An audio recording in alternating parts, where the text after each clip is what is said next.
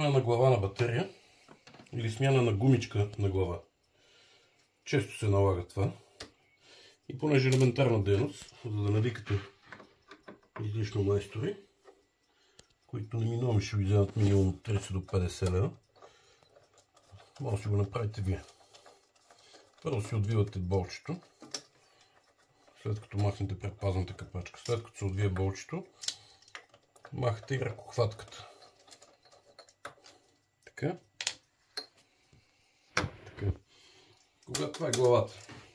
Когато се види главата,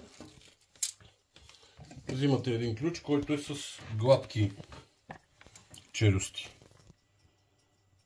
Не от тези, защото това ще нарани главата. От тези.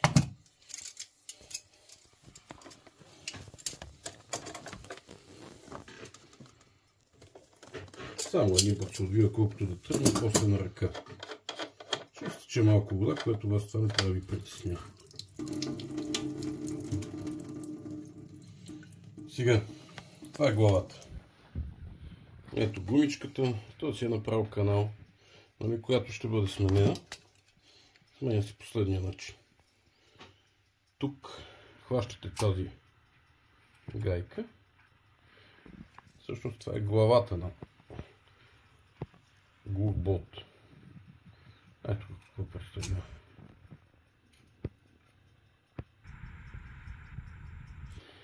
Хващате го това, отбивате го и гумичката излиза. Ето. Сега взимаме друга гумичка и я слагаме.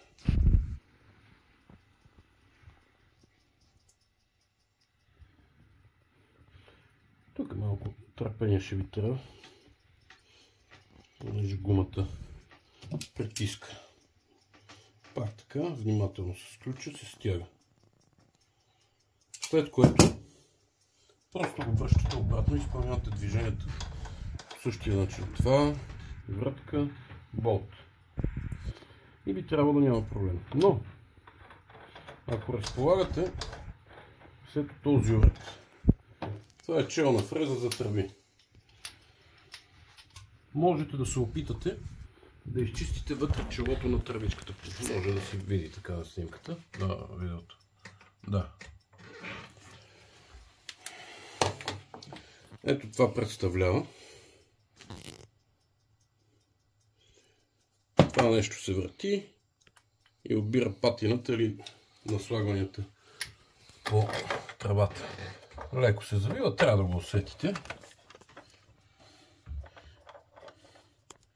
Когато достигнете максималния момент, започвате да въртите леко.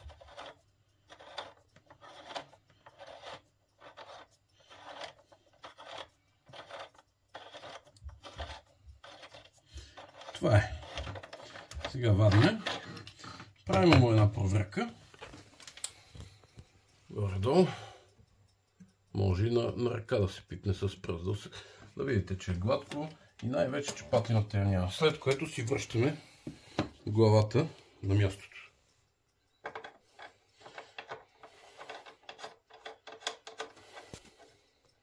Понякога може да решите да смените директно глава. Но опитайте първо с гумичка. Това нещо е 8-9 лева, докато гумичката е стотинки. И няма нужда всеки път да се сменя глава.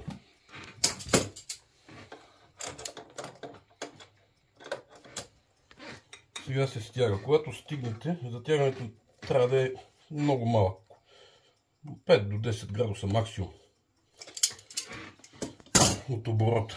След което хубаво е да се тества преди да се пусне водата, преди да се сложи ръкохватката, да сте сигурни, че няма теч. Сега го правя така, за да ви покажа цялата процедура. Ако се наложи, после ще се махне. Винаги правете тестове, каквото и да правите свързано с водопровод и канализация. Винаги преди да започнете да експлоатирате това, което сте направили, правете теста, за да сте сигурни, че няма да има някакъв проблем след това. И така. Слагате си капачето и си пускате водата. В случая топлата е тук, сега ще се пусне и студената. Това е.